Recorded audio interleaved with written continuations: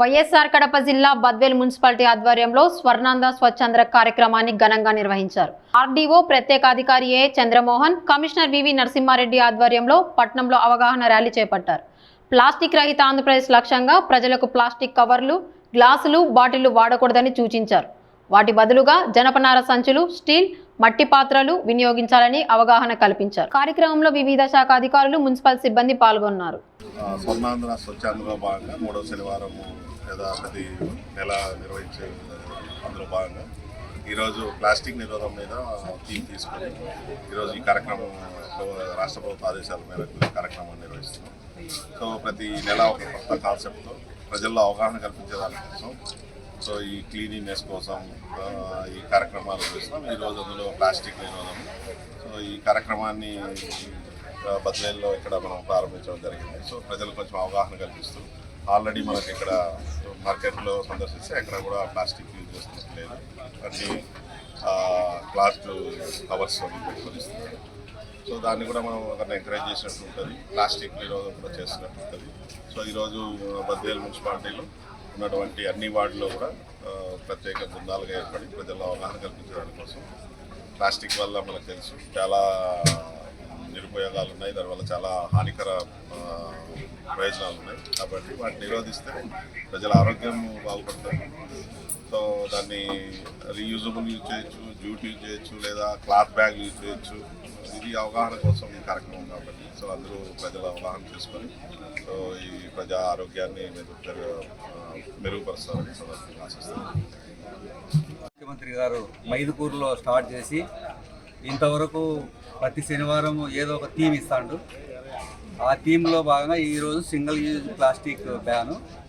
అయితే గౌరవ ముఖ్యమంత్రి గారు పెట్టిన ప్రతి కార్యక్రమానికి ప్రతి 3వ శనివారము గౌరవ ఆర్డీఓ గారు ఇక్కడ నాయకత్వం తీసుకొని అన్ని డిపార్ట్మెంట్లను సమన్వయం చేసి బద్వేల్ మున్సిపాలిటీని సక్సెస్ఫుల్గా సాసా ప్రోగ్రాం నిర్వహించడానికి ఆయన లీడర్షిప్లోనే జరుగుతుంది. మరి సారుకు మా మున్సిపాలిటీ తరఫున థ్యాంక్స్. సారు మళ్ళా ఈరోజు స్పెషల్ ఆఫీసర్ అయిందని కాదు, కాకముందు నుంచి కూడా యాక్టివ్గా పార్టిసిపేట్ చేస్తాడు. మిగతా అన్ని డిపార్ట్మెంట్లో కూడా ప్రతి డిపార్ట్మెంట్ కూడా హాజరవుతుంది ప్రతి 3వ శనివారం. కాబట్టి వాళ్ళందరికీ కూడా ధన్యవాదాలు సార్. ఇప్పుడు సింగిల్ యూజ్ సంబంధించి మనము లాస్ట్ 2025 జనవరి నుంచి ఇంప్లిమెంట్ చేస్తాను. దాని అవేర్నెస్ ప్రోగ్రాంలన్నీ ఇచ్చుకుంటూ అక్టోబర్ 2వ తారీఖు నుంచి పూర్తి స్థాయిలో బ్యాన్ విధించడం జరిగింది. దాని ప్రకారము హోటళ్ళు వాళ్ళు పార్సల్ కవర్లు కానీ ఇవన్నీ కూడా ప్రత్యామ్నాయం దొరకనప్పటికీ కనీసం నష్ట నివారణలో భాగంగా సిల్వర్ కవర్లలో వేడివేడి పదార్థాలు ప్లాస్టిక్ చిన్న పతల ప్లాస్టిక్ కవర్లో కట్టడం వల్ల ఆరోగ్యానికి హానికరం అని చెప్పి హోటల్ వాళ్ళందరికీ కూడా మనము తిరిగి చెప్పడం జరిగింది. అందులో భాగంగా మనం రైడ్ చేసి ఇంతవరకు 55,000 బద్వేల్ మున్సిపాలిటీలో ప్లాస్టిక్ వాడిన వాళ్లకు ఫైల్ కూడా వేయడం జరిగింది.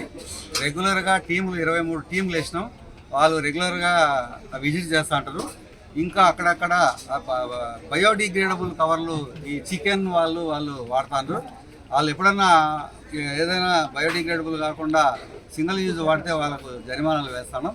కాబట్టి ఈ సహకరించిన వ్యాపారస్తులకు, మన ఎన్జిఓస్కు, మీడియా మిత్రులకు ఈ కార్యక్రమాలు సహకరించినందుకు ఇది పబ్లిక్లోకి తీసుకుపోయి అవేర్నెస్ చేసి ఈ కార్యక్రమాన్ని ఇంప్లిమెంట్ చేసేదానికి కారకులైన మీడియా మిత్రులు కూడా మాకు ప్రత్యేక ధన్యవాదాలు తెలుపుకుంటాను మున్సిపాలిటీ తరఫున.